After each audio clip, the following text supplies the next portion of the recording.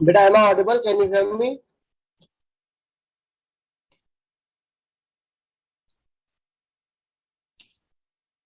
चलो शाबाश, a very good morning to you all. I wish you all a very good morning.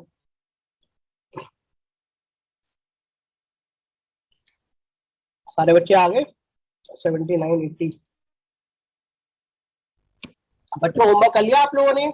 Did you finish the homework और qualitative? हाँ, बोला था ना बेटा थर्सडे तक भेज देना। पहले वेडनेसडे था, फिर आप लोगों ने थर्सडे बोला। हाँ, कब तक बताओगे बेटा डाउट्स? बताओ। एक्सरसाइज 1 क्वालिटेटिव की बेटा ओके सर, तो हो गई। हो गई, निपटा लिया? यस सर, एक्सरसाइज 1 एक्सरसाइज 3 हो गई हो गई सर। तो उसमें कोई डाउट नहीं है? है सर, डाउट है। तो बेटा भेज देना मुझे। एक्सरसाइज सर थ्री आप डाउट डाल एक्सरसाइज देना, हम तो बीमार है सर, 4 दिन हो गए। सर 4 दिन हो गए तो आराम कर लो, वैसे भी ये गुड रटने मॉर्निंग वाला सर। था। मॉर्निंग बेटा, वेरी गुड मॉर्निंग। एक्सरसाइज 3 तो सर छोटी है सर, नहीं उसमें सर, डाउट रट तो सारा लिया सर, रटने के बाद बीमार हो। रब से बता दो।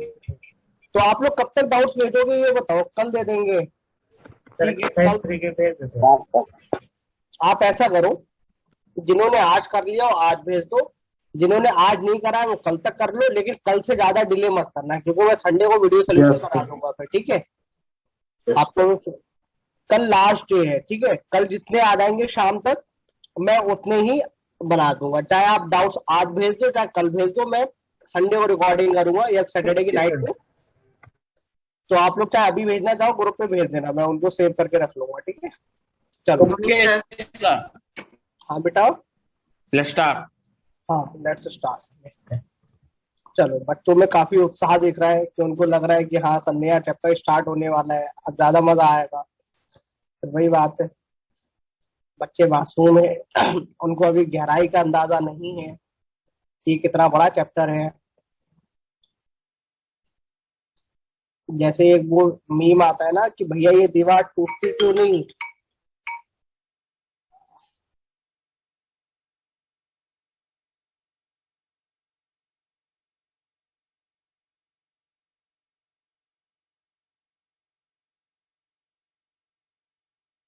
ठीक है बेटा? हाँ, तो फिर बच्चे वही वाला जो मीम आता है, सर ये दुख खत्म क्यों नहीं होता, तो वो दुख यही चलेगा, क्योंकि ये चैप्टर भी बहुत लंबा है, थोड़ा बहुत लंबा नहीं है, बहुत लंबा है। बी ब्लॉक का सबसे बड़ा चैप्टर है ये, नाइट्रोजन ऑक्सीजन फैमिली। तो कम से कम 8 से 9 लेक्चर लगते हैं पढ़ाने में भैया इसे। तो हेडिंग डालो, नाइट्रोजन एंड ऑक्सीजन फैमिली। पहले अपन ग्रुप 15 पढ़ेंगे, फिर ग्रुप 16 पढ़ेंगे। और किसी के अगर मन में आ रहा हो कि सर हमने तो 11th में ग्रुप 13 या 12 नहीं, ग्रुप 13 और 14 नहीं पढ़ा, या हमने एस ब्लॉक नहीं पढ़ा, तो बेटा फॉर योर काइंड इन्फॉर्मेशन वो सारे चैप्टर क्लास 12 में शिफ्ट कर दिए गए। और क्लास 12 में तो मैं पढ़ा रहा हूँ, तो मैं पढ़ाऊंगा। 11th में आपको जिसने भी पढ़ाया हो, 12th में ये चैप्टर शिफ्ट हो गए, अब ये 12th में पढ़ाए जाएंगे। ठीक है? तो ये चैप्टर्स मैं आपको पढ़ाऊंगा। हेडिंग डालो अभी के लिए, ग्रुप 15 और 16। अब इनसे क्वेश्चंस किस प्रकार के आते हैं उसको भी सुन लीजिए आप। तो क्वेश्चन जो आते हैं जनरली, उनमें कई बार केमिकल बॉन्डिंग, पीरियोडिक टेबल जो आपने क्लास 11 में पढ़ा होता है उसका इस्तेमाल होता है। ठीक है? तो अपन ये ना माने कि केवल ये ग्रुप 15 16 की केवल रिएक्शन ही आएंगी। कई बार क्वेश्चन जैसे वो आपको दे देंगे HNO3 या 4 ऑप्शन दे देंगे, पूछेंगे कि HNO2 दे दिया, HNO3 दे दिया, NO2 दे दिया और N2O3 दे दिया, कुछ भी टाइप का दे दिया, और बाद में पूछेंगे बताइए sp3 हाइड्राइड कौन कौन से हैं। तो ये तो केमिकल बॉन्डिंग के सवाल हो गए ना। तो इतना तो सब कुछ अपने को पता होना चाहिए, छोटी छोटी जो बातें हैं। या आपने वो 4 एलिमेंट दे दिए और अपने से पूछा कि बताइए इलेक्ट्रोनेगेटिविटी का ऑर्डर क्या होगा, साइज का ऑर्डर क्या होगा, इलेक्ट्रॉन एफिनिटी का ऑर्डर क्या होगा। तो ये सारी चीजें तो अपन क्लास 11 में पढ़ चुके हैं। ठीक है? तो इस चीज को अपन याद रखें। हेडिंग डालो, नाइट्रोजन ऑक्सीजन फैमिली इनऑर्गेनिक का चैप्टर है और रट्टा है। आज जो अपन पढ़ेंगे उसमें कुछ भी नया नहीं होएगा, सारी की सारी चीजें वो होंगी जो आपने क्लास 11 में या तो पीरियोडिक टेबल के चैप्टर में पढ़ी होंगी या केमिकल बॉन्डिंग के। और इतना मेरे को भी पता है कि हर साल बच्चे भूल जाते हैं, क्योंकि हर साल का यही रहता है कि बच्चे कहते हैं सर अपन तो भूल गए क्लास 11। तो एक बार मैं आपको सारी चीजें जो है वो एक बार रिकॉल करा दे रहा हूँ। अगर आप भूल गए हो तो मैं इंफॉर्मेशन दे रहा हूँ, तब याद कर लेना, उसको सुन लेना। अगर आपको 11 का ज्ञान याद है तो बढ़िया बात, और नहीं याद है तो मैं इंफॉर्मेशन दूंगा फिर से, तो आपका रिवीजन हो जाएगा। और व्हाट यू कैन डू कि क्लास के बाद घर जाके, मतलब घर पे ही हो, क्लास 11 के नोट्स खोलना और रिवीजन कर लेना, कुछ भी कर लो, ठीक है। चलो हेडिंग डालो बेटा, नाइट्रोजन फैमिली। पहले अपन नाइट्रोजन फैमिली पढ़ेंगे। अच्छा एक चीज और बता दूं मैं इसमें, जेई मेन जब क्वेश्चन पूछेगा तो केवल एनसीईआरटी से ही पूछेगा, उससे बाहर का नहीं पूछेगा। तो जब भी जेई मेन का एग्जाम आए, जनवरी फरवरी मार्च अप्रैल, जब भी एग्जाम हो, तो आप केवल जेई मेन के लिए एनसीईआरटी ही करके जाना। पिछले 3 साल से इतिहास गवाह है, शायद लगभग 18-20 जितने भी पेपर हो गए, उन्होंने एक भी बार एनसीईआरटी के बाहर का क्वेश्चन नहीं पूछा।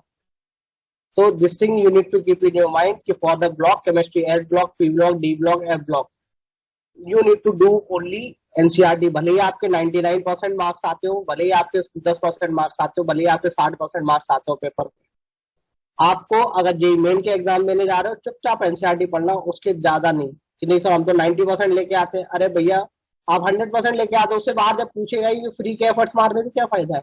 जब एडवांस आए तब नोट्स पढ़ना और भी शीटों ढंग से करके जाना।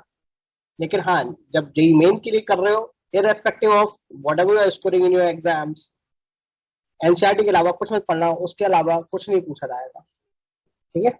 चलो हेडिंग डालो, नाइट्रोजन फैमिली। नाइट्रोजन फैमिली में कौन कौन एलिमेंट्स है, ये है बेटा, ये पेज नंबर 1 ही है। ये अपन जानते हैं, ये मेटल है, ये दोनों के दोनों मेटलॉइड्स हैं, ठीक है,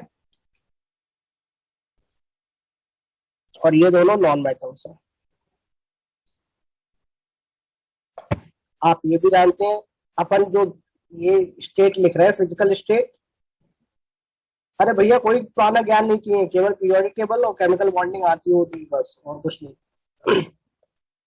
नाइट्रोजन गैस, अपन रूम कंडीशंस पे बात कर रहे हैं, ठीक है। ये नहीं कि सर हमने तो सबको हीट कर दिया या हमने सबको ठंडा कर रखा है, रूम टेम्परेचर पे अपन बात कर रहे हैं, नॉर्मल कंडीशंस पे। P4, AS4, SbF4, ये सब कैसे होते हैं बेटा, सॉलिड्स होते हैं। फॉस्फोरस तो मार्केट में मिलती है ना, तो आपने देखा होगा सॉलिड के फॉर्म में मिलती है, और जो बिस्मथ होता है वो तो मेटेलिक सॉलिड है, ठीक है। अब अपन जानते हैं एलोट्रॉपी। एलोट्रॉपी जानते हो बेटा, जैसे कार्बन के एलोट्रॉप्स होते हैं, ग्रेफाइट, फुलरीन, डायमंड, तो यहीं पे अपन एलोट्रॉपी की भी बात करेंगे। Except nitrogen, except nitrogens, except nitrogens, all other elements, all other elements, all other elements of group 15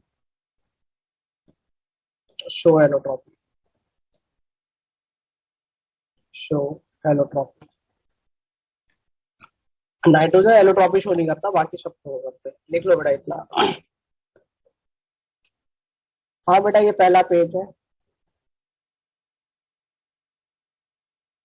जिन्होंने देर से ज्वाइन किया भैया स्क्रीनशॉट ले लो फटाफट। इस चैप्टर का नाम बेटा यही है, group 15-16 nitrogen and oxygen family,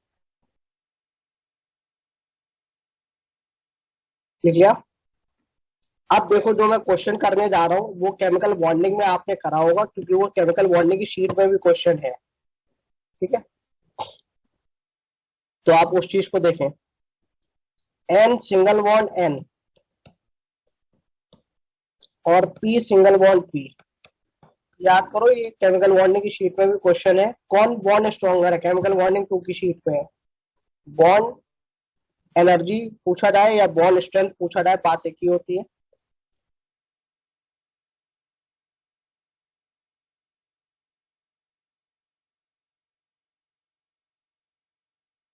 तो अपने से पूछा जाए कौन सा बॉन्ड स्ट्रॉन्गर है या बॉन्ड एनर्जी किसकी ज्यादा है, तो अपन बोलते हैं देखो नाइट्रोजन है, लल्लू लल्लू छोटे छोटे से है, इनके ऊपर लोन पेयर ऑफ इलेक्ट्रॉन बैठा हुआ है, यहाँ पे इलेक्ट्रॉनिक रिपल्शन बहुत ज्यादा होता है, इसलिए यहाँ पे बॉन्ड एनर्जी कम हो जाती है, तो ये आएगा। अब अपन पूछे बॉन्ड लेंथ का ऑर्डर क्या आएगा सर, तो अपन जानते हैं नीचे जाने पे साइज बढ़ता जाता है, तो फास्फोरस के जो एटॉमिक ऑर्बिटल्स होंगे उनका साइज ज्यादा होएगा, तो जब से वो साइज ज्यादा होएगा तो ओवरलैपिंग के बाद जो बॉन्ड बनेगा वो भी क्या होएगा, वो भी बड़ा होएगा, तो आपका ये ऑर्डर आता है। ठीक है, अब मैं आपसे पूछता हूँ बेटा एन ट्रिपल बॉन्ड एन और पी ट्रिपल बॉन्ड पी, ये वाला भी क्वेश्चन आपके क्लास 11 की शीट में है कि अब आप बताइए इनमें कौन सा बॉन्ड एनर्जी किसकी ज्यादा है। तो अपन क्या बोलते हैं सब, देखो सेकंड पीरियड एलिमेंट जो होते हैं वो मस्त पाई बॉन्ड बनाते हैं, क्योंकि उनका एटॉमिक ऑर्बिटल का साइज छोटा होता है, नीचे जाने पे एटॉमिक ऑर्बिटल का साइज बढ़ जाता है, तो ओवरलैपिंग पुअर हो जाती है, तो सबसे बढ़िया पाई बॉन्ड कौन से बनाते हैं, सेकंड पीरियड के एलिमेंट्स बनाते हैं। तो नाइट्रोजन जो है वो सेकंड पीरियड का एलिमेंट है, तो वो बढ़िया पाई बॉन्ड बनाएगा, तो बॉन्ड एनर्जी ये आ जाएगी। अब अपन बॉन्ड लेंथ की बात करें बेटा तो अपने को समझ में आता है कि फास्फोरस के एटम्स बड़े हैं, उनके एटॉमिक ऑर्बिटल्स का भी साइज ज्यादा है, तो बॉन्ड लेंथ उनकी बड़ी आएगी, तो this is going to be order. छाप लो इसे। ठीक है, यहाँ पे मैं लिख देता हूँ, ये क्लास 11 में भी आपने करे होंगे, due to small size, due to small size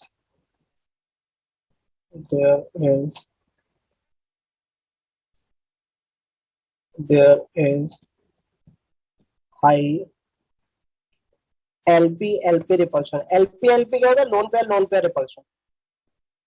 ठीक है, अरे बेटा ये सारी बातें 11th में पढ़ी होंगी ना, नहीं पढ़ी है तो मैंने रिवाइज करा दी आपको, अगर भूल गए हो इसमें कुछ नया होना है। बॉन्ड एनर्जी का बेटा सेकंड पीरियड वाले सबसे बढ़िया पाई बॉन्ड बनाते हैं। ठीक है, सेकंड पीरियड वाले सबसे बढ़िया पाई बॉन्ड बनाते हैं, तो देख लो इनमें सेकंड पीरियड का कौन सा है। अरे ये सारी चीजें 11th में लिखी तो है, और नहीं लिखी है तो मैं बोलता जा रहा हूँ साथ में, अब रिवाइज कर लो कैसे भी कर लो, फिर भी रह जाए तो पूछ लो, फिर से बता दूंगा मैं। ठीक है, अब बेटा अपन बात करते हैं कैटिनेशन की। कैटिनेशन का नाम सुना होगा आपने, क्या होती है बेटा, टेंडेंसी टू फॉर्म लंबी लंबी चेन्स। ठीक है, टेंडेंसी टू फॉर्म लंबी लंबी चेन्स, वही तो कैटिनेशन होता है। अच्छा, लंबी लंबी चेन बना रहे हो तो जो आपके बॉन्ड्स बन रहे हैं वो भी कैसे होने चाहिए बेटा, स्ट्रॉन्गर होने चाहिए। अरे बेटा ये सुनो, जो बॉन्ड बन रहे हैं वो भी तो स्ट्रॉन्ग होने चाहिए, अदरवाइज अगर बॉन्ड स्ट्रॉन्ग नहीं है तो ये लंबी लंबी चेन बनेगी क्या, नहीं बनेगी, टूट जाएंगी। ठीक है, तो जैसे कार्बन का आपने सुना होगा कैटिनेशन शो करता है, कैटिनेशन कार्बन क्यों शो करता है, क्योंकि उसका सिंगल बॉन्ड पे क्या होता है, स्ट्रॉन्ग होता है। तो ऐसे ही अगर मैं बात करूं यहाँ पे ग्रुप 15 की, तो ग्रुप 15 में बेटा सबसे बढ़िया सिंगल बॉन्ड कौन बना रहा है बेटा बताओ, नाइट्रोजन और फास्फोरस में फास्फोरस बना रहा है, और जब आप नीचे जाओगे तो उनका एटॉमिक ऑर्बिटल का साइज बढ़ता चला जा रहा है, तो बेटा ओवरलैपिंग पोर होती चली जाएगी, तो नीचे जाने पे भी बॉन्ड सिंगल सिंगल बॉन्ड जो होगा वो भी क्या होगा, उसकी स्ट्रेंथ घटती चली जाएगी। तो सबसे बढ़िया सिंगल सिंगल बॉन्ड कौन बना रहा है बेटा बताओ, क्या फास्फोरस बना रहा है, बताओ बेटा, क्योंकि अपने को पता है ना, देखो नाइट्रोजन और फास्फोरस में सिंगल बॉन्ड किसका स्ट्रॉन्ग है, फास्फोरस का। अच्छा सर, अब नीचे आर्सेनिक आ जाओ, फास्फोरस के नीचे आर्सेनिक एंटीबॉडी, तो अपने को क्या ये पता है नीचे जाने पे साइज बढ़ता जा रहा है, और अगर नीचे जाने पर साइज बढ़ता जा रहा है तो एटॉमिक ऑर्बिटल का साइज बढ़ रहा है, तो ओवरलैपिंग पुअर होगी, और ओवरलैपिंग पुअर होगा तो बनने वाला बॉन्ड भी पुअर होगा। तो बेटा बताओ सबसे बढ़िया सिंगल बॉन्ड कौन बना रहा है, फास्फोरस बना रहा है क्या, तो सबसे ज्यादा कैटिनेशन टेंडेंसी किसकी होगी बेटा बताओ, फास्फोरस की होगी। ठीक है, तो लिख लो phosphorus has highest catenation property. ठीक है, याद करो ये वाला भी क्वेश्चन क्लास नोट्स में करवाया जाता है, शीट में नहीं है लेकिन मैं तो क्लास नोट्स में करवाता हूँ ये वाला। ठीक है, in its group, in its group due to, बोलो बच्चों, due to higher bond energy. ठीक है, बॉन्ड एनर्जी बोला जाए, बॉन्ड स्ट्रेंथ बोला जाए, बॉन्ड डिसोसिएशन एंथैल्पी बोला जाए, बात एक ही होती है। ठीक है, इतना तो आप जानते हैं बेटा, लिख लो इसे।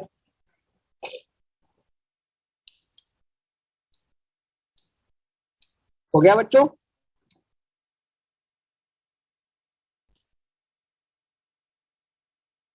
चलिए आगे। चलो अब अपन बात करेंगे बेटा फिजिकल प्रॉपर्टीज की। फिजिकल प्रॉपर्टीज कौन सी है? जो आपने क्लास 11 में पीरियोडिक टेबल में पढ़ी होंगी, कुछ भी नया नहीं पढ़ेंगे। जैसे आप लोग आंसर दीजिएगा चैट में, मैं देखता जा रहा हूँ, चैट ओपन है। जैसे मैं पूछूं नंबर 1 एटॉमिक रेडियस, तो बताओ बेटा atomic radius. Nitrogen, phosphorus, arsenic, antimony, bismuth. तो अपने को पता है नीचे जाने पे क्या होएगा, टॉप टू बॉटम। बताओ बेटा रेडियस इंक्रीजेस। तो ये तो सब बचपन में ही पढ़ रखा है। टॉप टू बॉटम का मतलब क्या, डाउन द ग्रुप जा रहे हो, ठीक है। चलो सेकंड प्रॉपर्टी बताओ, डेंसिटी। इसका भी क्या है, टॉप टू बॉटम इंक्रीजेस।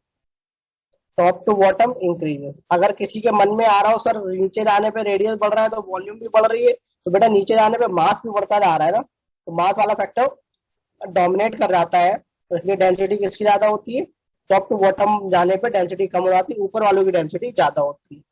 देख क्या बोल रहा हूँ, नीचे मास डोमिनेट कर रहा है ना, नीचे जाने पे मास बढ़ता है, तो नीचे वालों की डेंसिटी ज्यादा होती है, तो डेंसिटी इंक्रीजेस। मास वाला फैक्टर डोमिनेट करता है ना, तो डेंसिटी इंक्रीजेस, ठीक है। प्रीवियस स्लाइड ये लो, ठीक है। नीचे जाने पे डेंसिटी बढ़ जाती है। चलो अब तीसरा बताओ, आयनिक रेडियस का ऑर्डर। क्या बेटा अपन इस बात को जानते हैं कैटायनिक रेडियस जनरली ज्यादा छोटी होती है as compare to anionic radius? Yes और नो? बताओ बेटा। कैटायनिक रेडियस ज्यादा छोटी होती है as compare to anionic radius. तो बेटा जरा ये बताओ, N3 minus P3 minus AS3 minus, बताओ किसका रेडियस बड़ा होएगा? सर एक तो नीचे जाने पर रेडियस वैसी बढ़ती है और ये एनायन है, ठीक है। ठीक है, अच्छा अब ये बताओ, Sb3 प्लस और Bi3 प्लस, तो ये दोनों कैटायन है, तो नीचे जाने पर रेडियस बढ़ती है। तो देखो बेटा Sb ऊपर है और Bi नीचे है, और प्लस थ्री दोनों है, तो बेटा क्या Sb3 प्लस छोटा होएगा? देखो बेटा ये ऊपर बैठा हुआ है ना, नीचे जाने पर रेडियस बढ़ती है, प्लस थ्री तो दोनों है, ठीक है। समझ में आया क्या बच्चों? अब अगर मैं कंबाइंड पूछ लूं तो सबसे बड़ा कौन है बेटा, बताओ। क्या सबसे बड़ा AS3 माइनस है? बताओ बेटा सबसे बड़ा AS3 माइनस है, फिर कौन बड़ा है, P3 माइनस, और फिर कौन बड़ा है, नाइट्राइट N3 माइनस, क्योंकि एनायनिक रेडियस जनरली ज्यादा होती है कैटायनिक रेडियस से। अब आओ इन दोनों कैटायन में, तो इन दोनों कैटायन में कौन बड़ा है बेटा, Sb3 प्लस छोटा है और Bi3 प्लस बड़ा है, तो कौन आ जाएगा, Bi3 प्लस, और सबसे छोटा कौन आ जाएगा बेटा, Sb3 प्लस। तो कभी भी आपसे एग्जाम में क्वेश्चन पूछा जाए तो भले ही अपने को पूरा नेट ऑर्डर ना आता हो, लेकिन इन तीन का निकाल सकते हैं, इन दो का निकाल सकते हैं, तो इन दोनों के आप अब चार ऑप्शन है, उनमें आप देख लो कि बेटा कौन सा ऑप्शन ऐसा है जहां पे ये दोनों कंडीशन सेटिस्फाई हो रही है, तो आप इस तरीके से भी कर सकते हो। याद करो पीरियोडिक टेबल में भी क्वेश्चन ऐसे आते थे कि कई बार वो रैंडम ऑर्डर पूछ लेते थे जो हमें पढ़ाए नहीं जाते, तो हम उनको कैसे करते थे, सब तीन ऑप्शन हटा दो, एक चौथा बचेगा, वही आंसर हो जाएगा। तो अपने को बेस्ट ऑफ 4 भी चुनना होता है। और कई बार जेई मेन ने भी ऐसा किया, ऐसा उल जलूल क्वेश्चन पूछ लिया जो कहीं जनरली मिलता ही नहीं है, लेकिन उन्होंने ऑप्शन से हिंट दिया है। ऑप्शन में ऐसा एक हिंट देंगे कि आपको जो चार ऑप्शन दे रखे हैं उनमें से कहीं ना कहीं हिंट मिल जाएगा, अरे ये ऑप्शन गलत है, ये ऑप्शन गलत है, ये ऑप्शन गलत है, तो वो क्वेश्चन आपको ऑप्शन से करने होते हैं, ठीक है। चलो लिख लो बेटा इसे, हो गया। चलो अगला लिखो बेटा,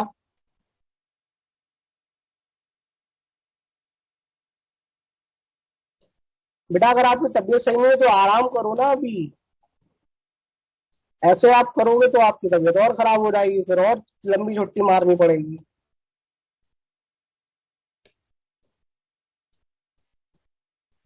इलेक्ट्रोनेगेटिविटी, चलो इलेक्ट्रोनेगेटिविटी पे आओ, क्या होगा बेटा? Top to bottom, top to bottom, अरे बोलो बच्चों। डिक्रीज करती है यार, अपने को भी पता है। ठीक है, हाँ बेटा ये फोर्थ पॉइंट है।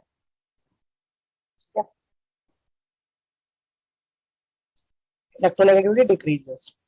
अगर आप याद करना चाहें तो आप वैल्यूज भी याद कर सकते हैं। नाइट्रोजन की कितनी होती है, ये सारी बातें पीरियोडिक टेबल की हैं, मैं बस यहाँ पे लिखा दे रहा हूँ आपको। फॉस्फोरस 2.1 होती है, आर्सेनिक 2 होती है बेटा, 3.5 नहीं होती, 3.5 ऑक्सीजन की होती है बेटा, ये 1.9 और ये भी लगभग 1.9 की होती है। ठीक है, ये इलेक्ट्रोनेगेटिविटी का ऑर्डर है। और इलेक्ट्रोनेगेटिविटी में एक मैं कंबाइंड ऑर्डर और बता दे रहा हूँ आपको, याद कर लेना आपकी इच्छा हो तो। ठीक है, FONCl BrIs, ये ऑर्डर भी याद कर लेना। सबसे ज्यादा कौन होता है? फ्लोरीन, फिर ऑक्सीजन, फिर नाइट्रोजन और क्लोरीन की लगभग बराबर होती है। ठीक है, फिर ब्रोमीन, फिर आयोडीन, फिर सल्फर। ठीक है, इसको याद कर लेना, आपके काम में आएगा। चलो बेटा आयनाइजेशन एनर्जी का बोलो, फटाफट बोलो। अरे क्या हो गया गले में? आयनाइजेशन, अरे एक मिनट रुको बच्चों।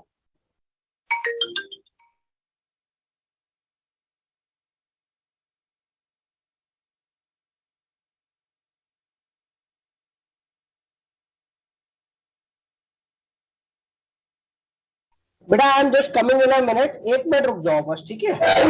मैं 1-2 मिनट में आ रहा हूँ, टिल देन यू रिवाइज और आयनाइजेशन एनर्जी का ऑर्डर खुद से लिखिए।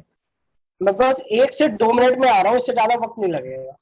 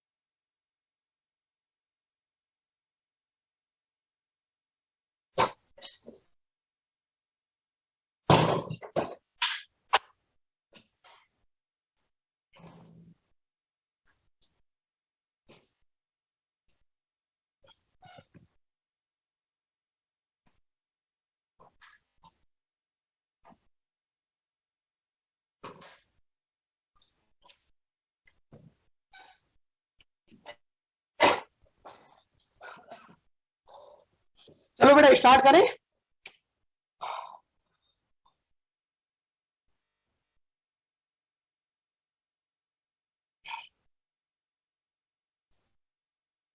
चलो बेटा आयनाइजेशन एनर्जी क्या होगी बेटा? आपको पता है नीचे जाने पर आयनाइजेशन एनर्जी डिक्रीज करती है। Ionisation energy decreases on moving top to bottom, on moving top to bottom. हाँ बेटा, स्प्रिंट मार के आ रहा हूँ, थर्ड फ्लोर पे रहने का यही नुकसान है। डिलीवरी बॉय आया, फटाफट जाओ, फटाफट आओ। Ionisation energy decreases on moving top to bottom.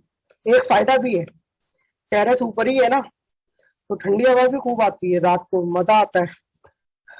वो स्विंग लगा हुआ है तो मस्त झूले पे बैठो, अच्छा लगता है। नुकसान यही है कि कुछ भी आ जाए तो बहुत टाइम लगता है नीचे जाने में। 6, इलेक्ट्रॉन एफिनिटी। इलेक्ट्रॉन एफिनिटी की बात करते हैं। इलेक्ट्रॉन एफिनिटी, तो बेटा इलेक्ट्रॉन एफिनिटी का ऑर्डर आपको क्लास 11 में भी सिखाया गया होगा कि क्या आता है।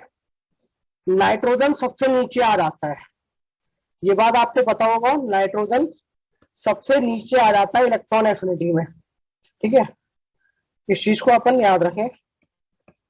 सबसे नीचे आ जाता है नाइट्रोजन। जो ऑर्डर ग्रुप 15 में आता है वही ऑर्डर ग्रुप 16 का भी आता है, तो मैं यहाँ 16 का एडिशनल में लिख दे रहा हूँ, ठीक है। ऑक्सीजन भी सबसे नीचे, और फिर नीचे जाने पे इलेक्ट्रॉन एफिनिटी जनरली घटती है, ठीक है। तो ये ऑर्डर आ जाता है। ग्रुप 16 में भी ऑक्सीजन जो है वो भी सबसे नीचे आ जाता है। जब ग्रुप 16 पढ़ेंगे तब भी अपन देखेंगे, तो इसलिए मैं यहीं पे सल्टा दे रहा हूँ, ठीक है। चलो, उसके बाद में बेटा ग्रुप 15 की बात कर रहे हैं अपन। बॉइलिंग पॉइंट, कोई बात नहीं बेटा, बर्लिया जी जो आप बोल रहे हैं कोई दिक्कत नहीं है। आपका अगर 11th का याद नहीं आ रहा है तो साथ में मैं लिखाता जा रहा हूँ, साथ में बोलता भी जा रहा हूँ। पोलोनियम बेटा रेडियो एक्टिव होता है, इसलिए बात नहीं करते अपन उसके बारे में, ठीक है। लेकिन अगर पोलोनियम आ रहा है तो पोलोनियम से भी बुरा हो जाएगा ऑक्सीजन, ठीक है। ऑक्सीजन सबसे नीचे आ जाता है। अब अपन बात करते हैं बेटा बॉइलिंग पॉइंट की। तो बेटा बॉइलिंग पॉइंट, उसके बारे में आप चर्चा सुन लीजिए। इन जनरल नीचे जाने पे घटता है, सॉरी नीचे जाने पे इंक्रीज होता है, लेकिन एक्सेप्शन भी है। इन जनरल, अगर आपसे पूछा जाए in general boiling point increases, in general top to bottom, top to bottom जाने पे, top to bottom, top to bottom, in general top to bottom जाने पे बॉइलिंग पॉइंट इंक्रीज करता है, लेकिन एक्सेप्शन भी है, इसीलिए इन जनरल लिखाया है। ऑर्डर क्या आता है वो भी लिख लीजिए।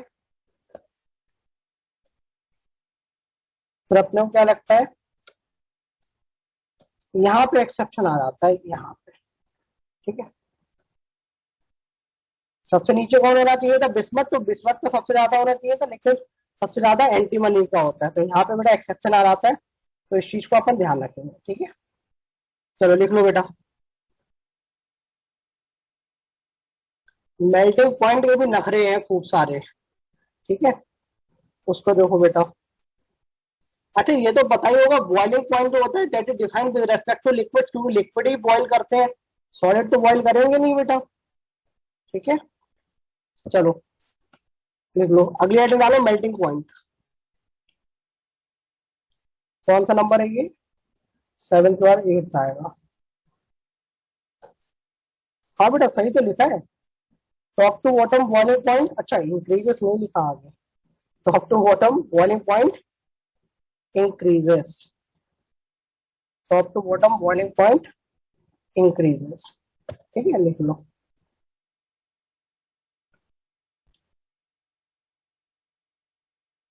हो गया बेटा। चलो अब बेटा बात करते हैं अपन मेल्टिंग पॉइंट की। ये 8th नंबर है ना, 7th के बाद 8th। मेल्टिंग पॉइंट में क्या होता है उसका भी सुने बेटा, इसके भी थोड़े से नखरे हैं मेल्टिंग पॉइंट में।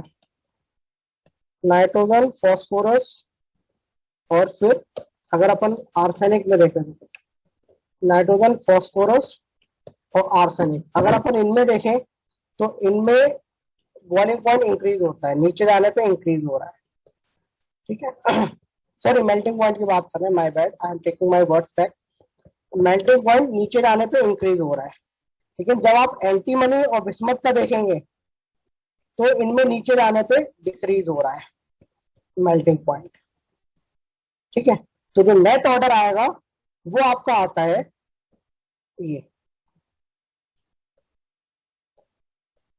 ये सबसे ज्यादा, क्योंकि देखो नीचे जाने पे बढ़ रहा है, यहां तक आया, आर्सेनिक तक बढ़ा और फिर नीचे जाने पे घटना शुरू हो गया। तो सबसे बड़े बाहुबली कौन आ गए?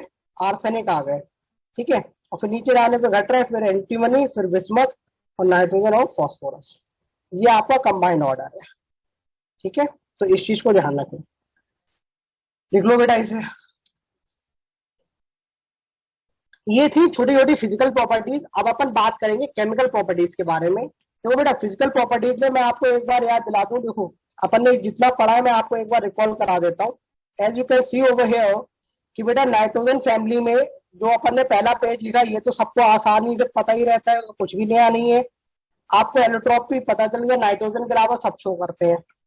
इधर आते हैं, ये आपको केमिकल बॉन्डिंग में ही सारा ज्ञान है। फॉस्फोरस कैटिनेशन इसलिए शो करता है क्योंकि उसका बॉन्ड स्ट्रॉन्ग है, ये भी केमिकल बॉन्डिंग से ज्ञान है। नहीं ज्ञान है तो मैंने आपको यहाँ रिवाइज करा दिया। तो फिजिकल प्रॉपर्टीज ये तो आपने सारी पीरियोडिक टेबल में पढ़ रखी है, नहीं था तो मैंने यहाँ पे दोबारा फिर से लिखवा दिया। केवल आपको क्या याद करना है? मेल्टिंग पॉइंट और बॉइलिंग पॉइंट के ही ऑर्डर याद करने, क्योंकि बाकी सब तो electronegativity, electron affinity, ionisation energy, ये तो सब आपको पता ही रहता है, ठीक है। चलो बेटा आगे चले। अगली है chemical properties. Now we are going to talk about chemical properties. यानी अभी तक जो अपन ने पढ़ा है उसमें अपने क्या मेल्टिंग और बॉइलिंग पॉइंट याद करने बस, उसके अलावा और कुछ भी याद करने का नहीं है अभी तक। लिख लो बेटा।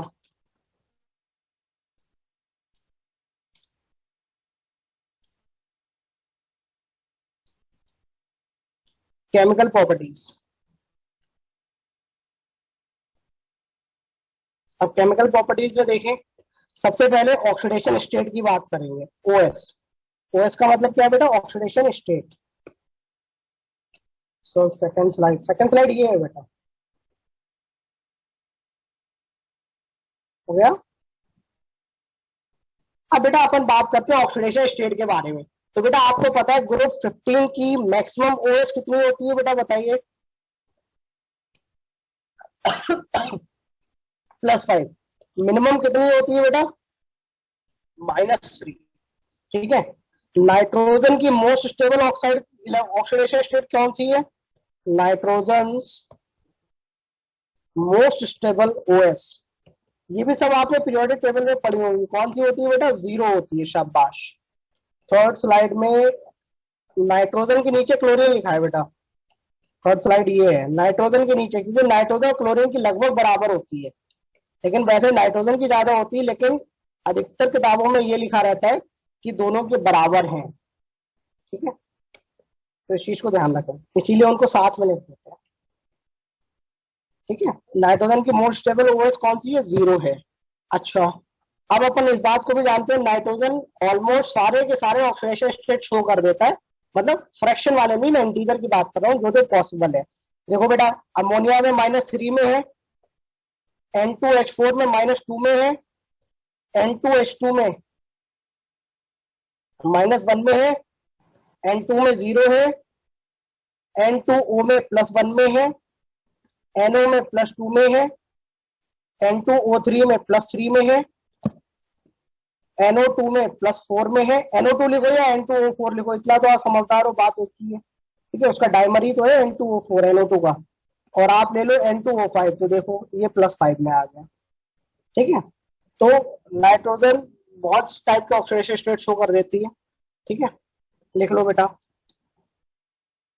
फटाफट लिखो, अभी बहुत पढ़ना है बाबा, फटाफट लिखो। ये पेपर चैप्टर है 55 पेजेस का, और अभी अपन चल रहे हैं, 3 पेज हो गए, तो अभी 51 पेज और पढ़ने हैं अपने को इस चैप्टर में, ठीक है। चलो लिख लिया, आगे बताओ बेटा।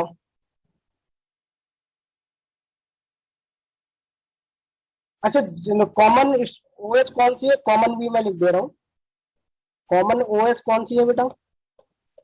कॉमन ओएस कौन सी है बेटा, बताइए। -3 +3 +5।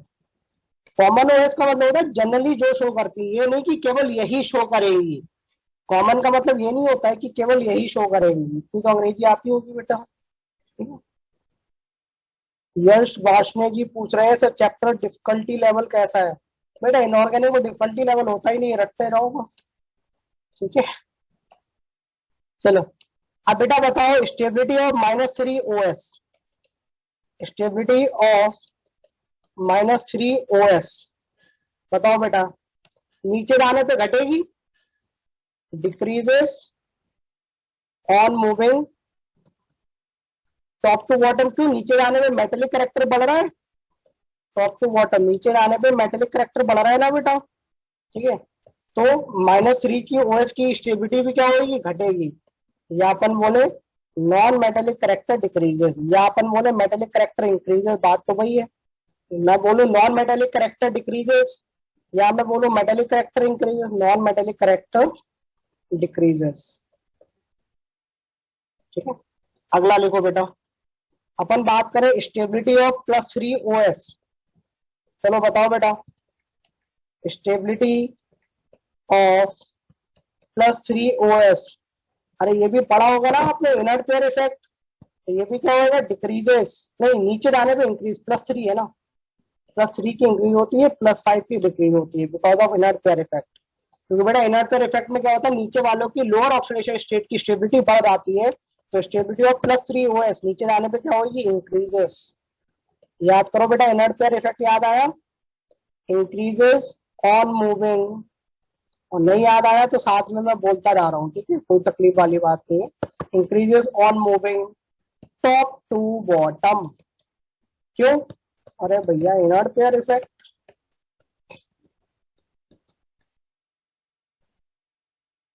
क्या स्पेलिंग होती है, फिर डबल एफ आता है, ठीक है। चलो अगला बताओ, स्टेबिलिटी ऑफ +5 OS। अरे बोलो बच्चों, स्टेबिलिटी ऑफ +5 OS।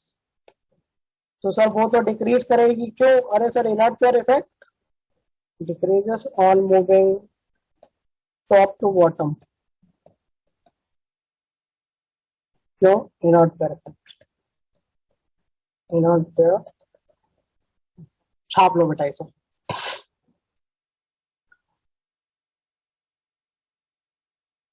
लिख लिया?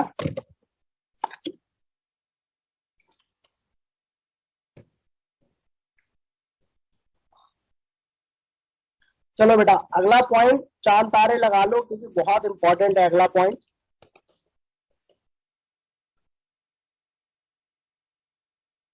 बेटा ये बताओ HNO2 किसमें डिस्प्रपोर्शनेट होता था? फटाफट बोलो। अभी रिएक्शन क्वालिटेटिव में लिखवाई थी बेटा, अब तो मैंने इतना भी हिंट दे दिया, डिस्प्रपोर्शनेट। हाँ, तो HNO2 कहा जाता था सर? HNO3 में जाता था, और NO में जाता था। वहां के पानी वगैरह तो घर की कहती है, उसकी कोई दिक्कत नहीं। ये कहा है +3 में है, ये यहाँ कितने में? +5 में, यहाँ कितने में? +2 में, ठीक है। अब एक नोट लगा के पॉइंट लिखो और इस पे चांद तारे लगा लेना।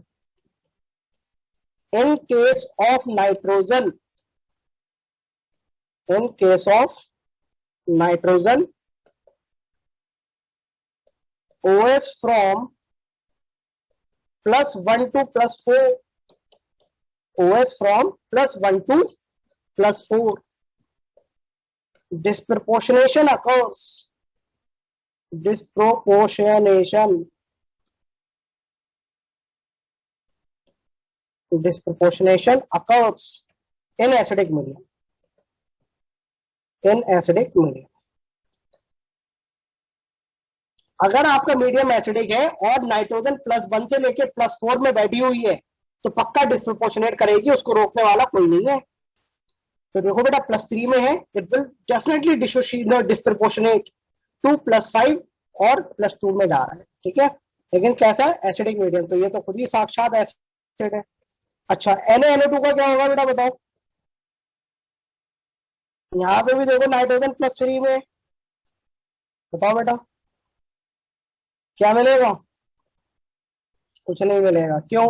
क्योंकि सर एसिडिक मीडियम चाहिए, यहाँ NO2 माइनस बैठा हुआ है। ठीक है, अपने को एसिडिक मीडियम चाहिए, तो क्या ये एसिडिक मीडियम है क्या? यहाँ पे नहीं है, यहाँ पे एसिडिक मीडियम है ही नहीं। जब एसिडिक मीडियम है ही नहीं तो कहाँ से डिस्प्रोपोर्शनेट करेगा। ठीक है, तो Na NO2 क्या हो जाएगा, ये स्टेबल हो जाएगा, डिस्प्रोपोर्शनेट करेगा ही नहीं, एसिडिक मीडियम में डिस्प्रोपोर्शनेट करेगा। ठीक है, चलो अगली कहानी लिखो, ये भी इंपॉर्टेंट है, इसको सुने। ये कहानी क्या है, in phosphorus, in phosphorus all intermediate in phosphorus all intermediate OS disproportionates। तो डिस्प्रोपोर्शनेट की स्पेलिंग इतनी छोटी है ना, 2 दिन लगते हैं लिखने में उसे। डिस्प्रोपोर्शनेट इन फॉस्फोरस ऑल इंटरमीडिएट OS डिस्प्रोपोर्शनेट्स। अगर एसिडिक मीडियम प्रोवाइड करा दोगे ऊपर वाली रिएक्शन हो जाएगी। All intermediate OS डिस्प्रोपोर्शनेट्स in both acidic and basic medium as well, acidic and basic medium as well। अगर आपके पास फॉस्फोरस है और इंटरमीडिएट OS में है, इंटरमीडिएट OS का मतलब बेटा -3 से लेके +5 के बीच में है, क्योंकि उसकी रेंज क्या है बेटा, देखो रेंज यही है ना, -3 से +5। अगर इंटरमीडिएट में है तो एसिडिक और बेसिक दोनों मीडियम में डिस्प्रोपोर्शनेट करती है। ठीक है, और जब डिस्प्रोपोर्शनेशन होता है तो एक प्रोडक्ट तो फिक्स रहता है कि मिनिमम OS में जाएगा। बेटा मिनिमम OS कितनी है, फटाफट बोलो, मिनिमम OS कितनी है सर, -3। तो क्या एक पता चल गया, एक प्रोडक्ट -3 वाला पक्का बनेगा। हाँ सर बढ़िया बात है। तो H3PO2 यहाँ कितने में, +1 में है, बताओ क्या प्रोडक्ट मिलेगा, फटाफट बोलो। सर एक तो मिनिमम वाला मिलेगा, मिनिमम वाला है PH3, यहाँ फॉस्फोरस -3 में बैठा हुआ है, और एक ये तो रिडक्शन वाला हो गया, एक ऑक्सीडेशन भी होएगा, तो क्या मिल जाएगा H3PO3। ठीक है बेटा, ये +1 में है ना, +5 में कहाँ से आ गया। हाँ यहाँ पे कितने में, +3 में। अब क्या ये +3 वाला भी इंटरमीडिएट OS है, हाँ जी। अब ये H3PO3 ये भी डिस्प्रोपोर्शनेट करेगा। अरे भैया आया ना, ये भी तो इंटरमीडिएट OS में है। अब ये किसमें डिस्प्रोपोर्शनेट करेगा बेटा बताओ, H3PO3 यहाँ +3 में बैठा हुआ है, फटाफट बोलो। अरे बच्चों आंसर बताओ। सर एक तो मिनिमम वाला करेगा तो PH3 तो पक्का है। अरे बच्चों ये सुनो, और दूसरा कौन सा करेगा, +5 में अब ऑक्सीडाइज करेगा कुछ को अपने H3PO4 सर, तो यहाँ कहाँ चला जाएगा, +5 में। इतना समझ में आया क्या सभी को। एक मिनिमम वाला तो पक्का ही मिलेगा, देखो PH3 समझ में आया, लिख लो इसे, छाप लो।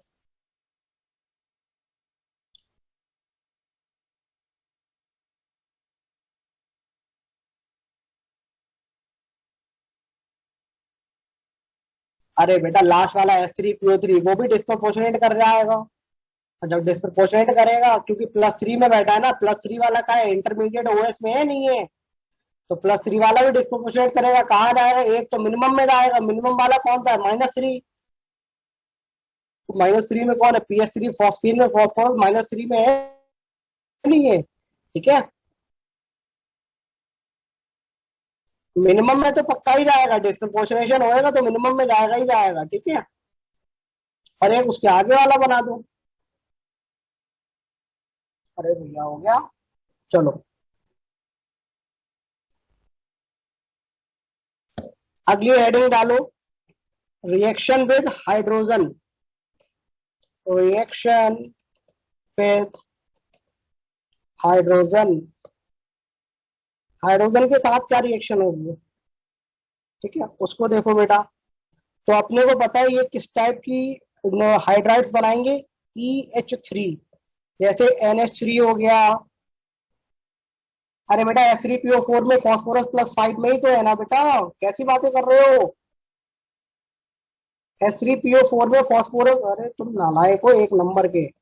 सुनो बेटा, H3PO4 +1 × 3, फॉस्फोरस की X मान ले बेटा, प्लस ऑक्सीजन -2 × 4 = 0, +5 में आ गया नहीं आ गया, कैसी बातें कर रहे हो बेटा,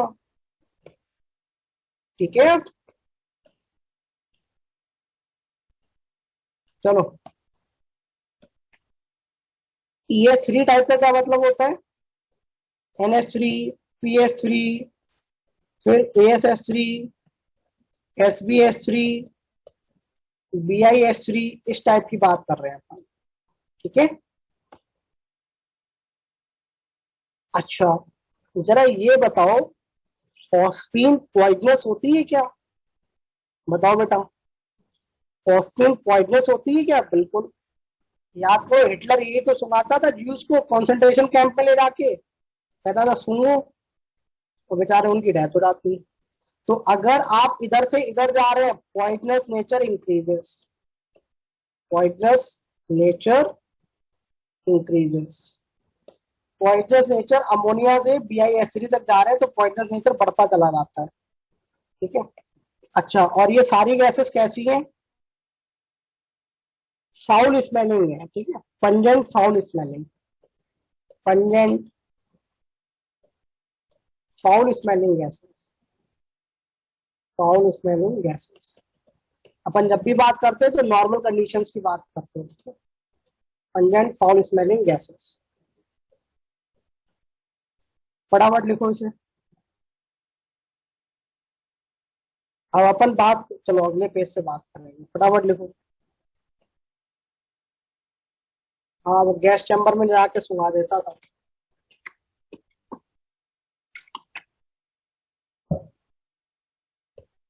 अभी देखो अफगानिस्तान वाले भी क्या करेंगे।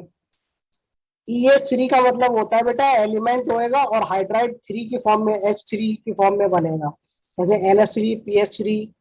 तो E क्या है, ग्रुप 15 का एलिमेंट, ठीक है।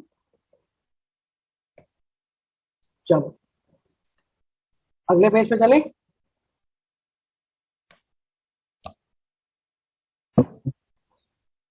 अब देखो बेटा, अब अपन कुछ बात करेंगे जो आपने क्लास 11th में पढ़ी होगी, अगर आप भूल गए तो मैं दोबारा लिखा देता हूँ, ठीक है। NH3, PH3, ESH3, SbH3। अरे कल फिर से सिलेंडर महंगा हो गया, सुनने में आया 25 रुपए से।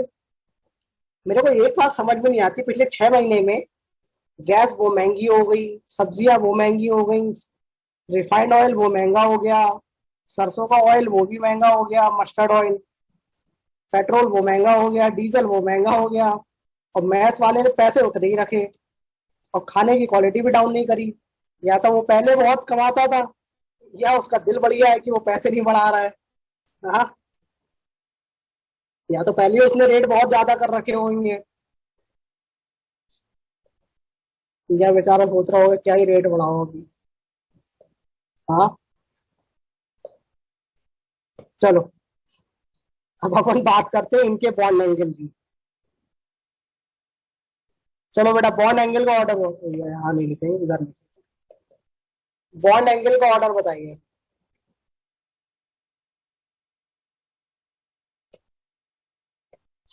तो आपको पता होगा बेटा, यहाँ हाइब्रिडाइजेशन होती है sp3, नाइट्रोजन sp3 हाइब्रिडाइज्ड है, और बॉन्ड एंगल लगभग होता है 160 डिग्री 3 मिनट के आसपास। और इन सब में लगता है बेटा ड्रैगोज रूल, याद आ रहा है क्या, ड्रैगोज ही याद आ रहे हैं। तो ड्रैगोज रूल लगता है तो इन सब में बॉन्ड एंगल कितना हो जाता है, लगभग 90 डिग्री के आसपास हो जाता है। तो आपका बॉन्ड एंगल कितना रहेगा, यहाँ सबसे ज्यादा और नीचे जाने पे बॉन्ड एंगल कम हो जाता है, ठीक है। और इन सब में लग रहा है ड्रैगोज रूल, तो इनका बॉन्ड एंगल लगभग 90 डिग्री के आसपास होता है। तो बॉन्ड एंगल का ऑर्डर तो ये आ गया, ठीक है। चलो अब अपन बात करेंगे बेटा बॉइलिंग पॉइंट की। मतलब बॉइलिंग पॉइंट से पहले ना अपन थोड़ी सी बात और कर लें। NH3, PS3, ASH3 और SbH3, ठीक है। और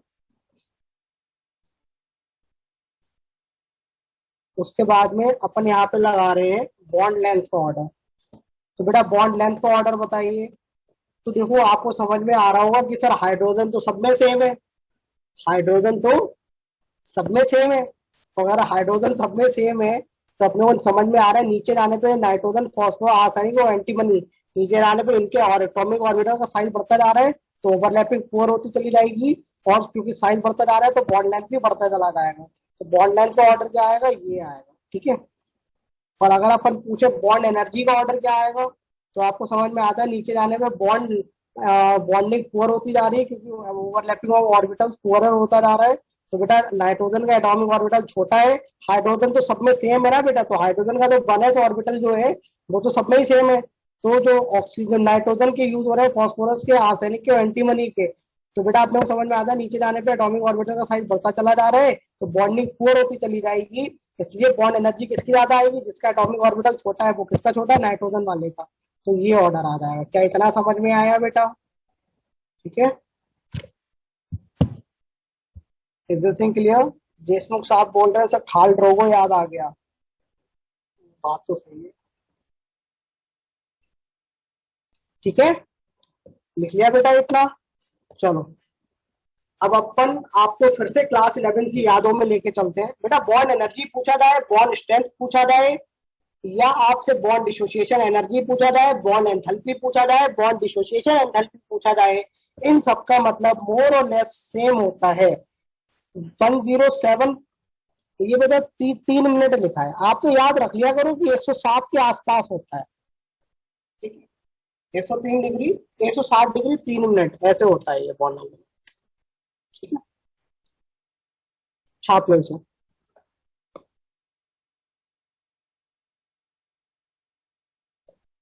ठीक है, अब मैं आपको फिर से क्लास 11 की यादों में लेकर चलता हूँ। NH3 PS3, चलो बताओ इनमें बॉइलिंग पॉइंट का ऑर्डर बताओ।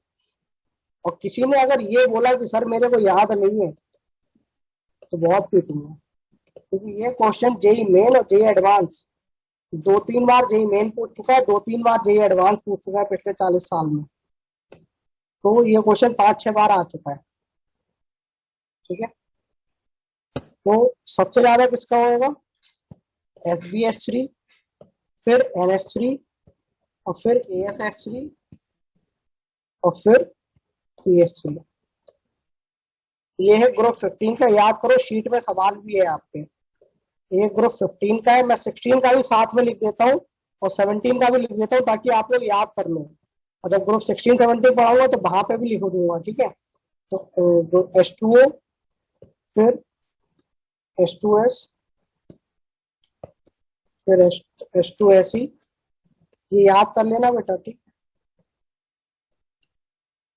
H2SE और H2PE, ठीक है। और ग्रुप 17 में भी क्या आता है, HF, ये F लिखा है बेटा, ध्यान से लिखना, HI नहीं है, HF है, ठीक है।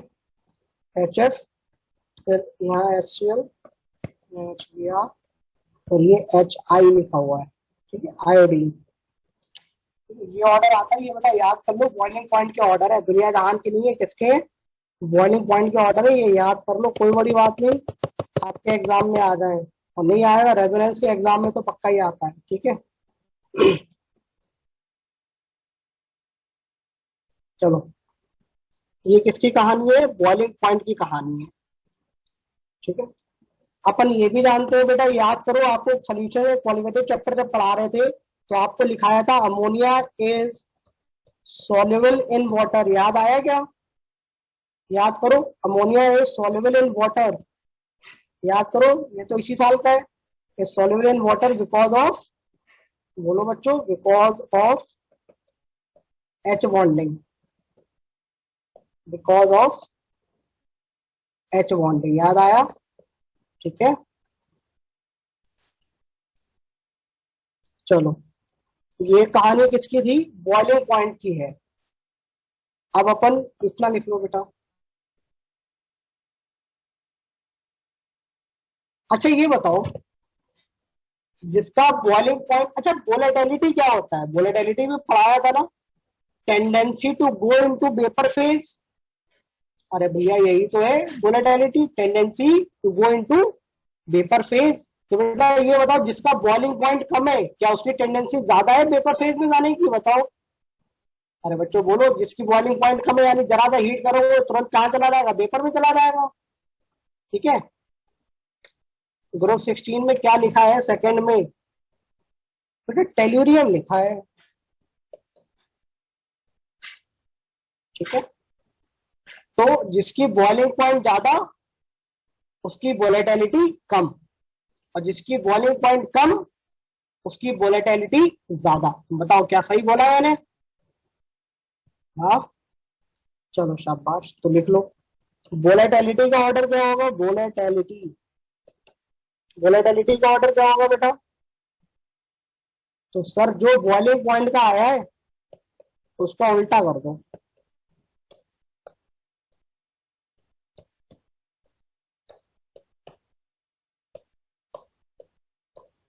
तो वोलेटिलिटी की बॉइलिंग पॉइंट सबसे कम किसका है? PS3 का। तो वोलेटिलिटी सबसे ज्यादा किसकी होगी? PS3 की होगी। ठीक है, चलो। अच्छा डेल्टा एच वेपराइजेशन, बताओ बेटा। Delta H vaporisation, delta H vaporisation का मतलब क्या होता है? Amount of energy required to convert 1 mole of liquid to vapour. तो बेटा बताओ, जिसकी बॉइलिंग पॉइंट ज्यादा, क्या उसको ज्यादा एनर्जी देनी पड़ेगी वेपराइज करने में? बोलो बच्चों, यस और नो। अरे बच्चों बोलो यस और नो। शाबाश। जिसकी बॉइलिंग पॉइंट मैक्सिमम, उसका डेल्टा एच वेपराइजेशन भी मैक्सिमम। तो बेटा क्या यही ऑर्डर आ जाएगा जो लिखा हुआ है? बिल्कुल, शाबाश। तो SbS3, NH3, फिर AsH3, फिर PS3, ये ऑर्डर आ रहा है। ठीक है, directly proportional to boiling point. लिख लो बेटा, और ध्यान पूर्वक लिखना, अपनी गलती मत कर लेना।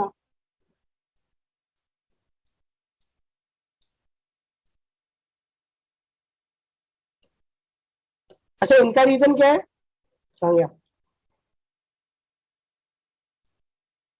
इसमें एच बॉन्डिंग देखते हैं अपन, और बाकी सब में क्या देखते हैं बेटा? वैन वाल फोर्सेस। ठीक है, तो सर्किल करें उनमें एच बॉन्डिंग वाला रीजन है, बाकी सब में वैन वाल फोर्सेस है कि मास बढ़ता जा रहा है। ठीक है, चलो इतना लिख लिया। चलो अब बेसिक नेचर और बता दो यार, जब इतनी बातें करी है तो बेसिक नेचर और बता दो बेटा। अरे ये तो GOC में पढ़ा होगा ना, बेसिक नेचर। नीचे जाने पे एसिडिक नेचर बढ़ता है, बेसिक नेचर डिक्रीज होता है। बोलो बेटा यस हो नो। GOC में पढ़ा होगा ना, नीचे जाने पे एसिडिक नेचर बढ़ता है, बेसिक नेचर कम होता है। तो NH3, PS3, AsH3, SbH3, तो बेटा बेसिक नेचर किसका ज्यादा होएगा? इसका। अच्छा, इसका ये लोन पेयर है, ये कहाँ है? sp3 हाइब्रिड ऑर्बिटल में है। कैसे पता आपको?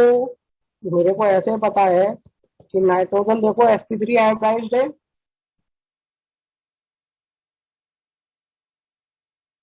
हर्षित जी, ऑर्गेनिक वाले सर बहुत मारेंगे आपको, थोड़ा बहुत नहीं, उल्टा लटका के मारेंगे आपको। वो कहेंगे नालायक, GOC में इतना पढ़ाया फिर भी बेसिक नेचर का ऑर्डर अलग बोल रहे हो। हाँ, GOC के नोट्स खोल के देखना बेटा। चलो, नाइट्रोजन कैसा है बेटा? sp3 हाइब्रिडाइज्ड है। sp3 हाइब्रिडाइज्ड है तो बेटा क्या इसके पास 4 हाइब्रिड ऑर्बिटल्स होंगे? बोलो यस और नो। अरे बच्चों फटाफट बोलो यस। इसके पास 4 हाइब्रिड ऑर्बिटल होंगे। हाँ जी बिल्कुल। अच्छा, 3 हाइब्रिड ऑर्बिटल के साथ क्या बना लिया उसने बेटा? बताओ। हाइड्रोजन के साथ बॉन्ड बना लिया। देखो, 3 के साथ तो उसने बॉन्ड बना लिया, क्या एक हाइब्रिड ऑर्बिटल खाली रह गया? अरे बच्चों बोलो, क्या एक हाइब्रिड ऑर्बिटल खाली रह गया?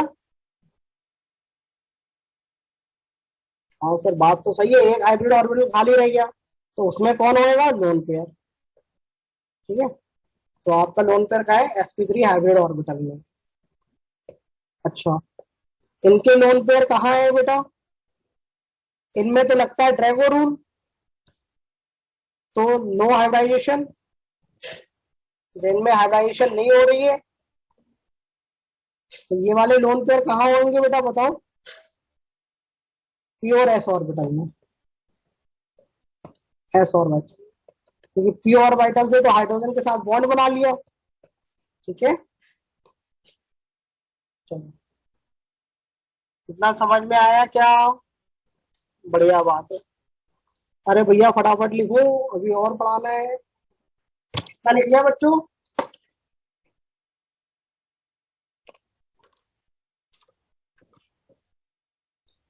चलो, अब 2-3 मिनट और पढ़ लो, फिर टाटा बाय बाय। 2-3 मिनट और पढ़ लो बस, ठीक है, 2-3 मिनट, ज्यादा नहीं।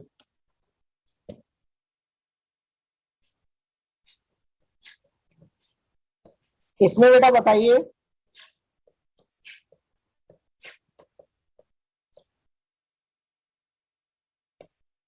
थर्मल स्टेबिलिटी, थर्मल स्टेबिलिटी का ऑर्डर क्या आएगा?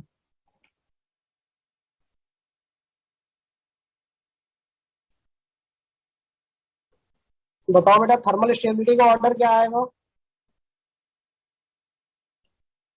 तो देखो यार, थर्मल स्टेबिलिटी का मतलब क्या है? आप उसको गर्म करो तब भी वो टूटे ना। ठीक है, या जितना ज्यादा टेम्परेचर पे जाके टूटेगा, उसका का मतलब उतनी ज्यादा थर्मल स्टेबिलिटी है। तो बेटा आप खुद बताओ, जिसका बॉन्ड स्ट्रांग रहा होएगा, जिसकी बॉन्ड एनर्जी ज्यादा रही होगी, उसकी तो थर्मल स्टेबिलिटी ज्यादा आएगी। बोलो बेटा, ये सुनो, जिसकी बॉन्ड स्ट्रेंथ ज्यादा रही होगी, जिसकी बॉन्ड स्ट्रेंथ ज्यादा रही होगी, उसकी तो थर्मल स्टेबिलिटी ज्यादा आएगी। तो बॉन्ड स्ट्रेंथ किसकी ज्यादा है? NH3 की। ठीक है, लिख लो। अगली हेडिंग डालो, रिड्यूसिंग पावर, दूसरों को रिड्यूस करने की क्षमता या शक्ति, रिड्यूसिंग पावर। 2 स्लाइड्स बैक, ये 2 slides back,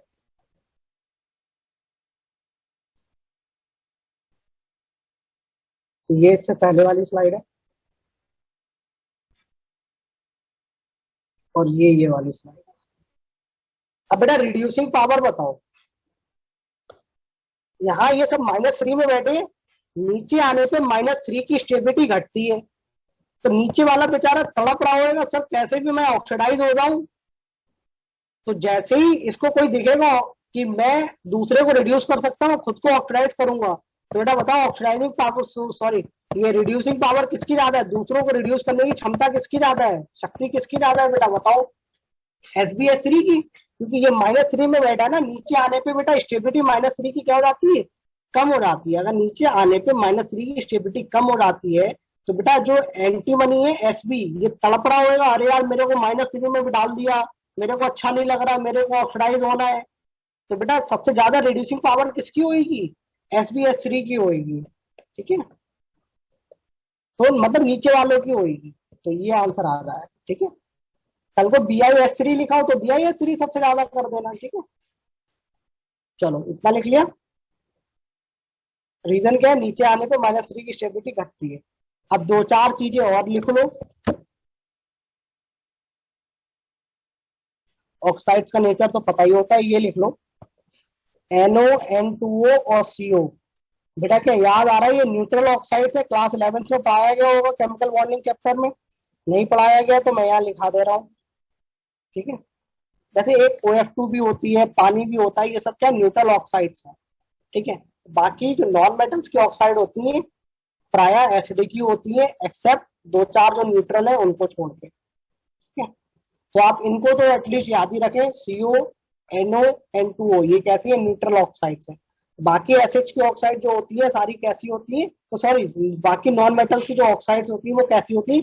acidic in nature होती है। ठीक है, तो कैसी होती है बेटा? एसिडिक इन नेचर होती है। अच्छा चलो ये बताओ, PCl5 और PCl3 कोवेलेंट कैरेक्टर किसका ज्यादा है बेटा बताओ। अब ये मत बोलना ये नहीं पढ़ाया गया, फजान रूल।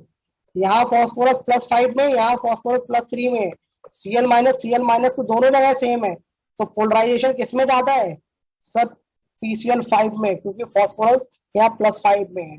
और जिसका कोवेलेंट कैरेक्टर ज्यादा होता है तो बेटा अपने को पता है उसकी थर्मल स्टेबिलिटी क्या होती है, कम होती है। तो स्टेबिलिटी का ऑर्डर क्या आ जाएगा बेटा, उल्टा आ जाएगा क्या, ठीक है।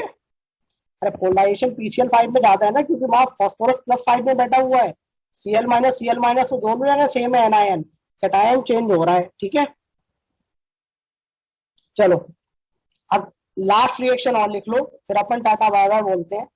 आज की कथा यहीं समाप्त करते हैं, और कल तक डाउट भेज दीजिएगा। क्वालिटेटिव के बहुत टाइम मिल गया आपको, 1 हफ्ता। हाँ, और आप इस बार भी लकी हो गए कि 3 ही क्लास मिली है फिजिकल की। ये अत्याचार हो रहा है अपने साथ, गलत बात है ये। पिछले हफ्ते भी 3, इस हफ्ते भी 3। हाँ, एक्सरसाइज 3 नहीं है, पहले एक्सरसाइज 1 एक एक करके भेजो।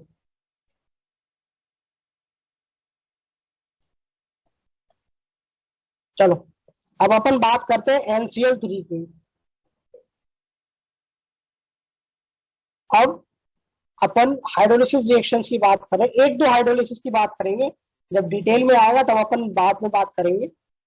हाइड्रोलिसिस रिएक्शन का मतलब क्या होता है, रिएक्शन विद वाटर, ठीक है। और हाइड्रोलिसिस, हाइड्रो का मतलब है पानी यहाँ पे, और लिसिस का मतलब है तोड़ना, यानी इसका मतलब ये NCl3 टूटेगा, ये तो पक्का है। NCl3 टूटेगा, ये तो पक्का है। अब आप खुद सोचो, ये H2O लिखा हुआ है बेटा, तो अपने को पता है नाइट्रोजन यहाँ कितने में है बेटा, -3 में है, और Cl+1 में है, क्योंकि इलेक्ट्रोनेगेटिविटी ऑफ नाइट्रोजन जो होता है वो ग्रेटर देन होता है इलेक्ट्रोनेगेटिविटी ऑफ क्लोरीन के, वैसे अपन जानते हैं, ठीक है। आ, क्या हो गया,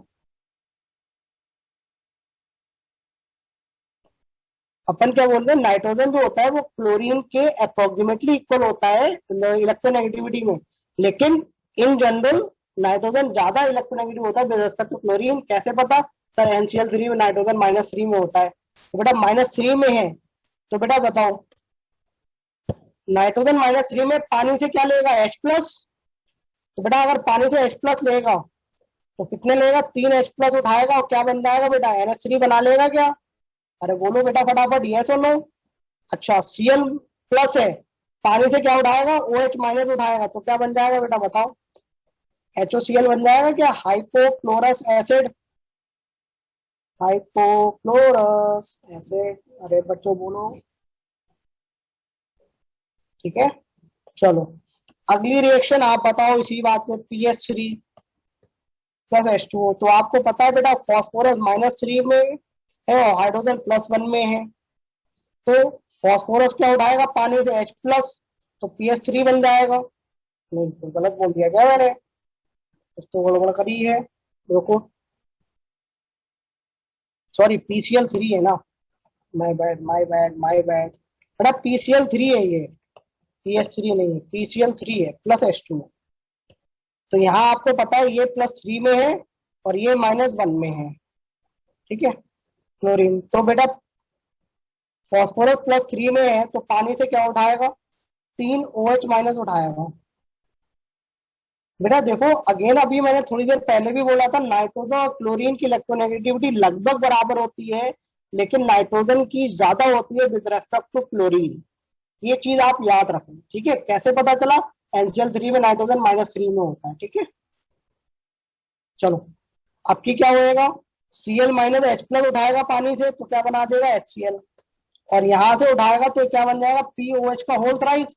और इतना तो अपने को भी पता है, POH का होल थ्राइस बेटा कुछ होता ही नहीं, H3PO3 होता है। तो अगला प्रोडक्ट क्या बन जाएगा बेटा बताओ, H3PO3 बन जाएगा। क्या रिएक्शन लिखना समझ में आया, बताओ बेटा, यस और नो। सम्राट जी जो लिखा है वो सही लिखा है बेटा, ठीक है, क्योंकि अपने को पता है ना POH का होल थ्राइस कुछ होता ही नहीं, H3PO3 होता है। तो इसी बात पे एक रिएक्शन और कर दो, ठीक है, एक रिएक्शन और कर दो, फिर टाटा बाय बाय बोलते हैं आज के लिए। ASCl3 प्लस H2O, ये आखिरी रिएक्शन है आज की। चलो ये आप लोग बताओ। तो आपको पता है AS+3 में बैठा हुआ है, Cl-1 में बैठा हुआ है, तो पानी से H+ उठाएगा तो HCl बन जाएगा, और ये फिर से OH- उठाएगा तो क्या बन जाएगा, ASOH का होल थ्राइस। ये अपने को पता है, कुछ होता नहीं है, ऐसे लिखा होता है ये, ठीक है। तो अपन कैसे लिख देंगे, H3ASO3, यहाँ +3 में, ठीक है। चलो इससे पहले वाला स्लाइड ये है, others can leave the meeting. बेटा आप लोग अपनी सेहत का ख्याल रखें, पढ़ाई करें, मस्त रहें और पढ़ाई करें, ठीक है। चलो that will be all with respect to today's class. Thank you gentleman, take care of yourself, stay healthy, stay happy, bye bye बच्चों। पेज नंबर 6 ये रहा बेटा, पेज नंबर 6।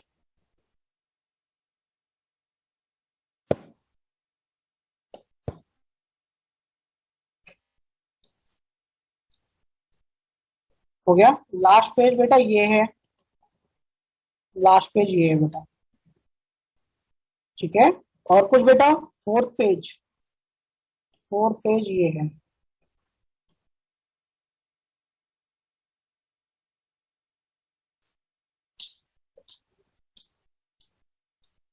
ठीक है। चलो बच्चों take care, bye bye, stay healthy, stay happy, ठीक है। चलो बाय बाय बच्चों, टेक केयर, बाय बाय।